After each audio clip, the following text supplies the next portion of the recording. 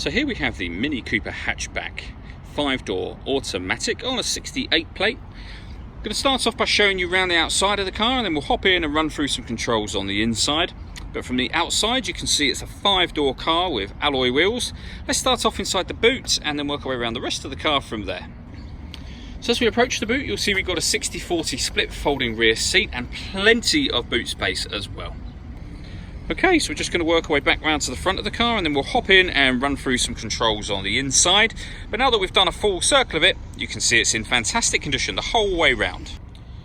Just briefly before we climb in, I think it's well worth seeing the interior from this exterior point of view. There's plenty to run through on the dashboard, so let's hop in and we'll do that right now.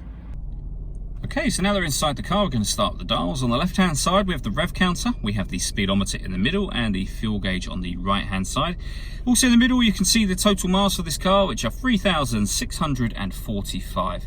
You can change the information displayed directly above that by pressing a button on the end of the indicator stalk for various different bits of fuel economy information, or if you wish to have it up there, a digital readout for the speedometer, which you see being displayed now.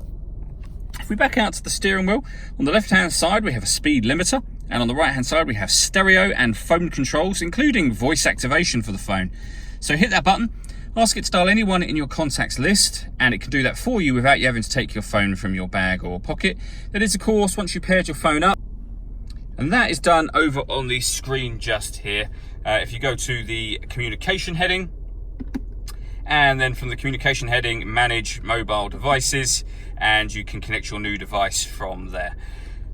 Your music is also accessed up here. You can see that we have radio-wise, DAB and FM radio. You can then listen to your own music wirelessly by streaming music via Bluetooth audio, or you can connect up a USB device as well. So plenty of different ways to listen to your music in this car. Working our way down from that, we have the air conditioning. So you can select the temperature, the fan speed, you can determine where you'd like the air to be distributed, then hit that button to turn the air conditioning on. The button next to it recirculates the air that's in the car, so that's a great way of heating it up quickly or cooling it down quickly depending on the temperature that you've set on this dial here, of course. And you can turn either of those off just as easily as you turn them on. Under that, we can turn off traction control.